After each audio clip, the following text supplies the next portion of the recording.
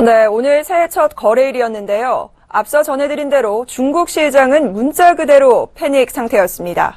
서킷 브레이커가 2번이나 발동돼 상하이 증시와 선전 증시가 동시에 장중의 거래가 완전 중단돼 버렸습니다. 이에 일본 주식시장과 한국 증시도 얼어붙어 버렸는데요. 폭락의 원인은 무엇인지, 앞으로의 전망은 어떤지 보도국 김성훈 기자와 함께 알아보겠습니다. 어서 오세요. 안녕하세요. 네, 오늘 주식시장은 그야말로 이 폭락장이었습니다. 일본이나 중국 증시에 비하면 한국 증시는 2% 정도 밀렸는데요. 선방했다라고 봐도 괜찮을까요? 네, 외부적으로도 악몽이라고 할 만큼 커다란 악재들의 연속이었습니다. 뉴욕 증시도 하락 출발한 데 이어서 중동발 불안 확산에 아시아 증시는 일제히 하락 개장했습니다. 특히 중국 상하이 증시는 폭락을 거듭하며 3,400선마저 무너졌습니다. 중국의 제조업 지표가 시장 예상치인 48.9보다 부진한 48.2를 기록한 것이 폭락의 원인으로 분석됩니다. 오늘 한때 6% 이상 급락한 상하이 종합지수는 선정성분 지수가 5% 이상 하락해 첫 번째 서킷 브레이크가 발동됐지만 해제 후에도 전 거래일 대비 8% 이상 급락하며 결국 전날보다 3.94% 하락한 3,399.91에 거래가 완전 중단됐습니다. 휘청이는 중국 증시의 영향을 받은 니케이 지수도 엔화 강세 등 악재가 더해져 장중 한때 3% 이상 급락했고 18,350.98로 마감했습니다. 이처럼 아시아 증시 전체가 내려앉아 코스피도 1920선 붕괴를 면치 못한 것입니다. 내부적인 요인도 좋지 않았습니다. 펀더멘털 미진, 즉 코스피가 상승 국면으로 돌아설 기초 여건이 아직 조성되지 않고 있다는 것이 가장 큰 요인으로 꼽힙니다.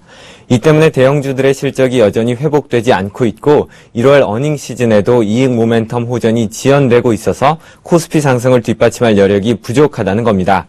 여기에 지난해 말 배당을 노리고 대형주들을 사들였던 기관이 배당 이후에 대량 매도로 전환하면서 코스피를 더 끌어내리고 있습니다. 네, 그나마 코스피 시장에 비해서 코스닥 시장은 상대적으로 조금 괜찮았는데요. 그 원인은 무엇일까요? 네, 그렇습니다. 비록 하락 마감하긴 했지만 코스닥 시장은 전반적으로 오름세를 보였는데요. 약하게나마 1월 효과가 나타난 것으로 볼 수 있습니다. 앞서 말씀드렸던 펀더멘털 회복 지연과 배당 이후의 매도세 때문에 대형주 수익률 정체가 지속되면서 투자자들의 중소형주에 대한 관심이 상대적으로 높아지기 때문입니다. 이런 현상은 최근 3년간 두드러졌는데요. 실제로 코스피 소형주와 코스닥의 1월 수익률은 최근 5년 연속 상승했습니다. 하지만 전문가들은 이러한 중소형주의 강세가 반짝 강세일 가능성이 높다고 지적합니다. 코스닥이 나홀로 강세를 지속하기엔 지난 3년간 상대적 강세에 따른 가치평가 부담이 너무 커졌다는 겁니다.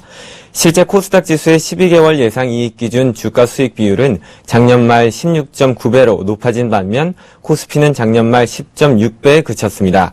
전문가들은 중소형주의 1월 효과에 대한 눈높이를 낮출 필요가 있다면서 강세 기간을 짧게 보고 중소형 주식이 과열 신호를 보이면 빨리 차익 실현에 나서야 한다고 조언했습니다. 네, 오늘까지도 외국인들의 매도 공세가 거셌는데요. 이런 외국인들의 매도 공세, 향후 어떤 흐름이 이어질까요? 네, 외국인은 오늘도 1,500억 원 이상을 팔았고 선물, 3월물 순매도 장 초반부터 줄곧 팔자 기조를 지켰습니다. 선물을 판다는 것은 향후 증시가 하락할 것으로 예상한다는 것을 의미하는데요. 외국인들은 한국 증시의 회복에 시간이 더 필요할 것으로 보고 있다는 겁니다. 미국 금리 인상에 대한 우려로 작년 12월 23일 기준 2015년 한 해 신흥국 펀드에서 총 992억 달러가 빠져나간 것을 볼 때 외국인의 팔자 기조는 쉽게 돌아서지 않을 것으로 보입니다. 신흥국 경제의 지속적인 둔화와 저유가 추세도 외국인의 매도세에 힘을 싣고 있습니다.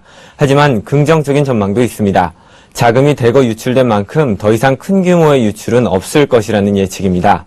또 미국의 점진적 금리 인상 기조와 일본, 유럽 중앙은행의 양적 완화 정책 기대 약화로 달러 강세가 진정될 것이라는 전망도 있습니다. 원유 공급량이 정점을 통과하면서 위험 자산에 대한 투자 심리가 회복되고 리스크 수준이 낮아지면 외국인이 사자 기조로 돌아설 가능성이 더 높아집니다. 현대증권 리서치센터 류용석 팀장의 의견을 들어보겠습니다.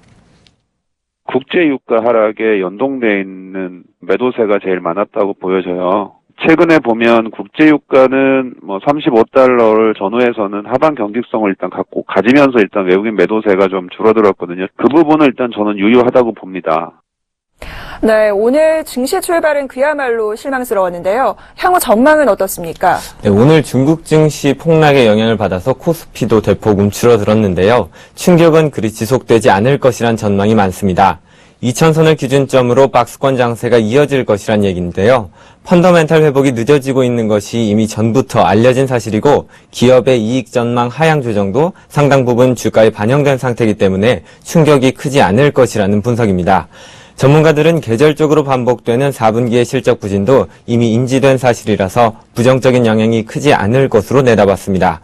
1분기 이후 증시 상승의 실마리가 보일 것이라는 전망도 있습니다.